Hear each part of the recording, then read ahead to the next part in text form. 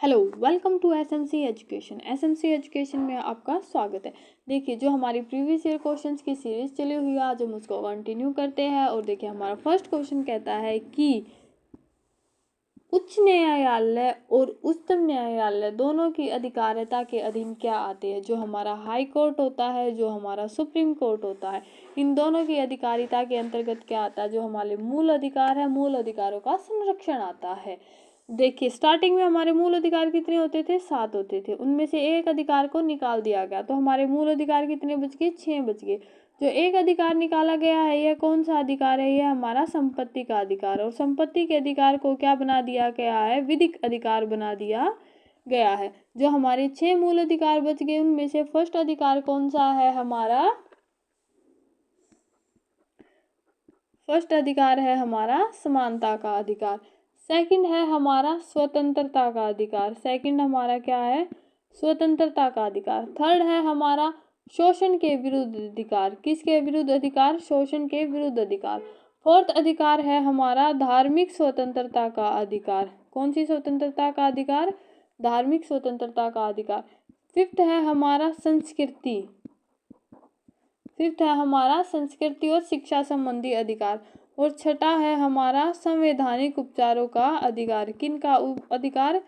संवैधानिक उपचारों का अधिकार। देखिए, पहला अधिकार है जो हमारा स्वतंत्रता का अधिकार, यह कौन से अनुच्छेद के अंतर्गत आता है? अनुच्छेद 14 से लेकर अनुच्छेद 18 के अंतर्गत आता है। स्वतंत्रता का अधिकार हमारा अनुच्छेद 19 से लेकर अनुच्छेद 22 में आता है। और शोषण के विरुद्ध अधिकार है हमारा अनुच्छेद 23 से लेकर अनुच्छेद 24 में आता है। धार्मिक स्वतंत्रता का अधिकार है हमारा अनुच्छेद 25 से लेकर अनुच्छेद 28 में आता है। और संस्कृति और शिक्षा संबंधी अधिकार है जो हमारा अनुच्छेद 29 से लेकर अनुच्छेद 30 में आता है। और संवैधानिक उपचारों का अधिकार सबसे इम्पोर्टेंट अधिकार है। अधिकार नंबर हमारा अनुच्छेद नंबर 32 में आता है। और इस अधिकार के बारे में हम आगे चलकर बात करेंगे। अगला क्वेश्चन है हमारा स्वतंत्रता का अधिकार किस अनुच्छेद में वर्णित है। देखिए, अभी अभी बताया मैंने कि स्वतंत्रता का अधिकार अनुच्छेद 19 से लेकर अनुच्छेद 22 में है। अगला क्वेश्चन है संविधान की किस धारा के अंतर्गत कोई भी व्यक्ति मूलभूत अधिकारों का हनन का मामला सीधे उच्चतम न्यायालय में लेकर जा सकता है। कौन सी धारा के अंतर्गत? धारा 32 के अंतर्गत। धारा 32 को मैंने अभी भी बताया है कि यह संवैधानिक उपचारों का अधिकार है। कैसा अधिकार है यह? संवैधानिक उपचारों। धारा 32 का ऐसा अधिकार है, संवैधानिक उपचारों का अधिकार है। और संवैधानिक उपचारों के अधिकार को डॉक्टर भीमराव अंबेडकर ने क्या कहा है? संविधान की आत्मा कहा है। संवैधानिक उपचारों के अधिकार को डॉक्टर भीमराव अंबेडकर ने क्या कहा है? आत्मा कहा है। इसमें क्या होता है? जो सुप्रीम कोर्ट है, संवैधानिक उपचारों के अंतर्गत अर्थात धारा 32 अर्थात अनुच्छेद 32 के अंतर्गत क्या कर सकते हैं? 5 तरह की रीट जारी कर सकता है। कौन जारी करता है? सुप्रीम कोर्ट 5 तरह की रीट जारी कर सकता है। देखिए, 5 तरह की रीटें कौन कौन सी रीट है? बंदी प्रत्यक्षीकरण। क्या है? बंदी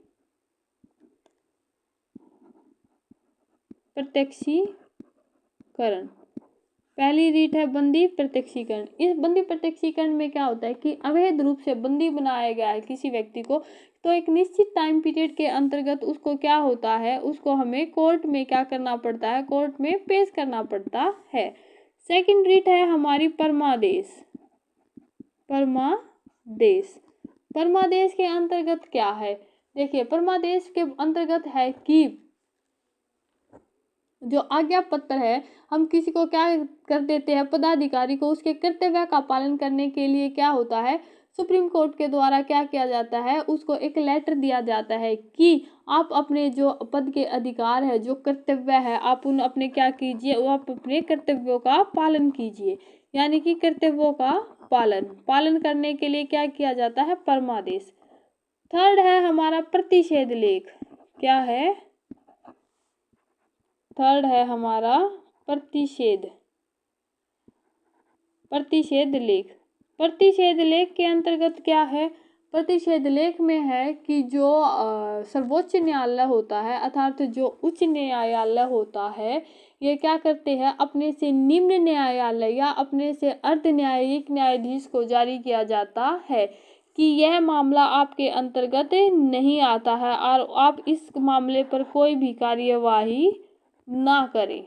तो यह किसके अंतर्गत आते हैं, प्रतिषेध लेख होता है, यानी कि उसको प्रतिषेध लेख कहा जाता है कि आपके अंतर्गत यह मामला नहीं आता है और आप इस पर कार्यवाही ना करें।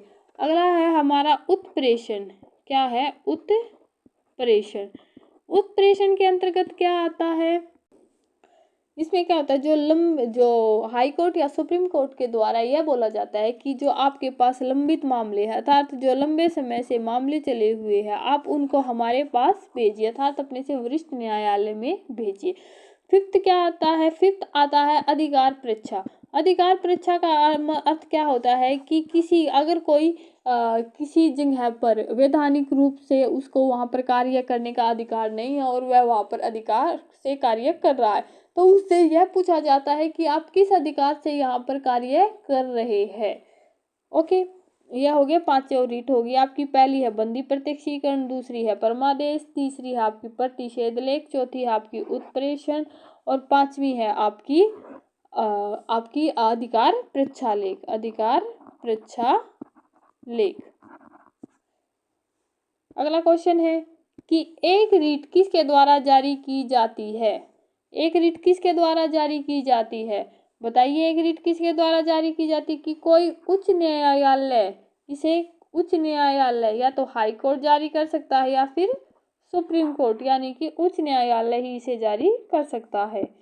निम्न में से किस स्थिति में बंदी प्रत्यक्षीकरण रीट जारी की जाती है। देखिए, अभी अभी बताया है मैंने कि जो बंदी प्रत्यक्षीकरण रीट होती है यह किस स्थिति में जारी की जाती है, बताइए। बंदी प्रत्यक्षीकरण रीट किस स्थिति में जारी की जाती है, दोषपूर्ण पुलिस नजरबंदी की स्थिति में। अर्थात आपने किसी को जबरदस्ती, आपने किसी को अवैध रूप से बंदी बनाया है तो उसको क्या करना होता है, एक निश्चित टाइम पीरियड के अंदर उसको कहाँ पेश करना होता है, उसको कोर्ट में पेश करना होता है। अगला क्वेश्चन है हमारा, भारतीय संविधान में किस प्रकार की रीटों की विशिष्ट व्यवस्था नहीं की गई है। कौन सी रीटों की व्यवस्था नहीं की गई है, व्यादेश और निदेश। टोटल रीट कितनी है हमारी, 5 रीट है, जो मैंने अभी पिछले क्वेश्चन में बताया है। पहली है बंदी प्रत्यक्षीकरण, दूसरी है परमादेश, तीसरी है प्रतिषेध लेख, चौथी है उत्प्रेषण और पांचवी है हमारी अधिकार परीक्षा। अगला क्वेश्चन है हमारा, अभिव्यक्ति की स्वतंत्रता किस मौलिक अधिकार के अंतर्गत आती है।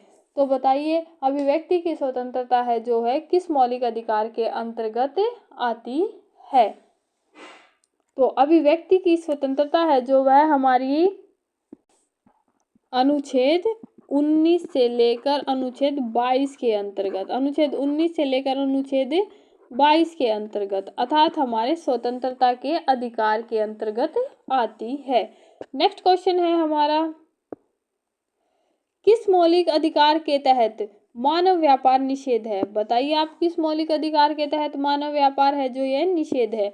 तो शोषण के विरुद्ध अधिकार के अंतर्गत है जो यह मानव व्यापार क्या है, निषेध। और शोषण के विरुद्ध अधिकार है यह हमारा कौन से अनुच्छेद के अंतर्गत आता है, अनुच्छेद 23 से लेकर अनुच्छेद 24 के अंतर्गत क्या आता है हमारा, शोषण के विरुद्ध अधिकार आता है। अनुच्छेद 23 क्या कहता है, अनुच्छेद 23 कहता है हमारा कि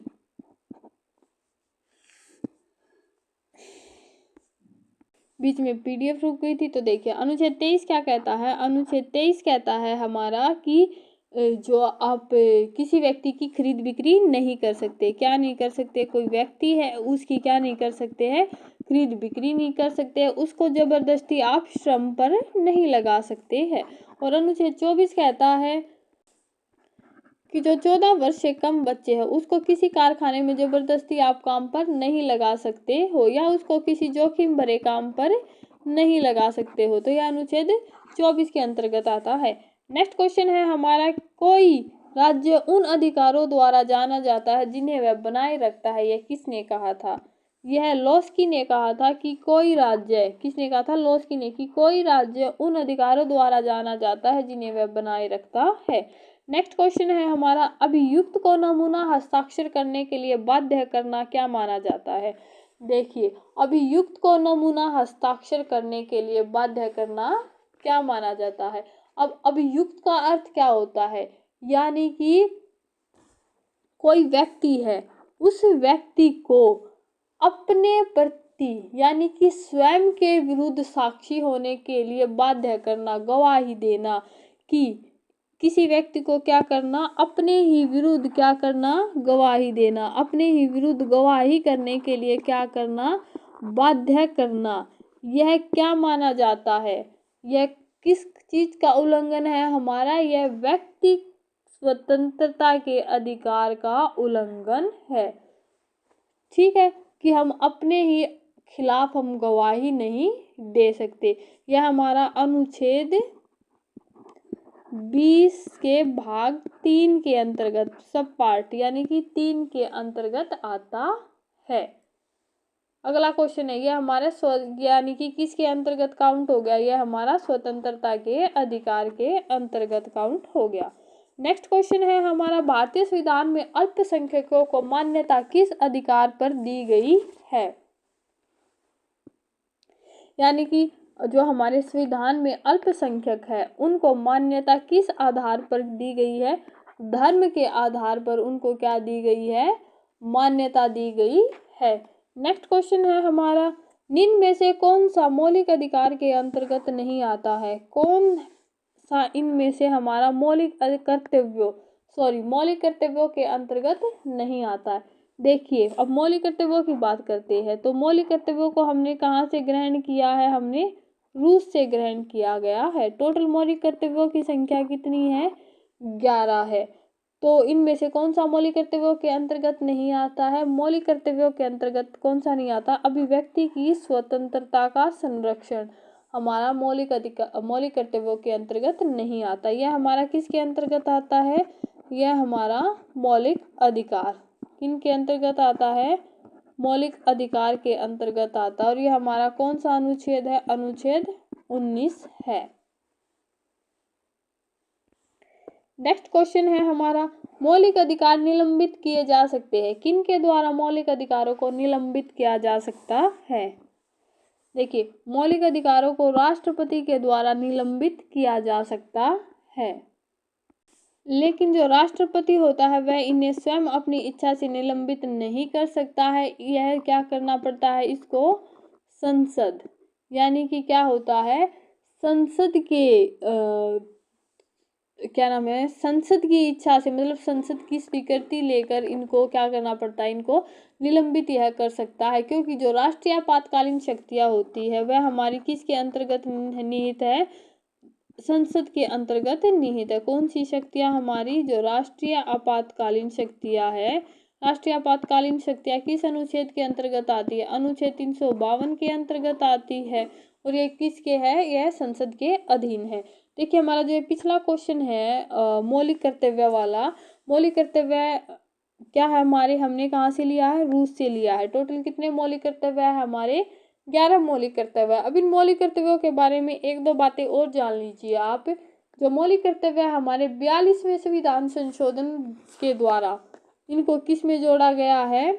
संविधान में जोड़ा गया है। कौन से संविधान संशोधन के द्वारा? 42वें संविधान संशोधन के द्वारा। और 42वां संविधान संशोधन कब हुआ था?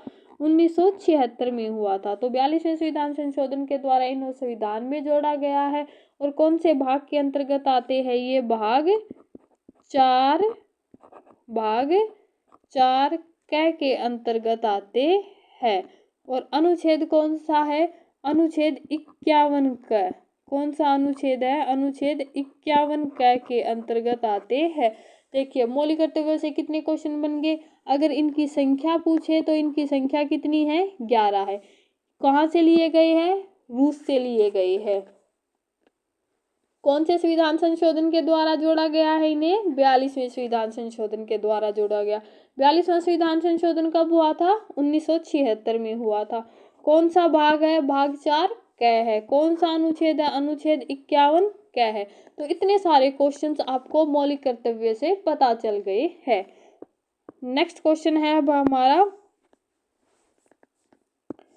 अल्पसंख्यकों के हितों की रक्षा पर किस अनुच्छेद में विचार किया गया है।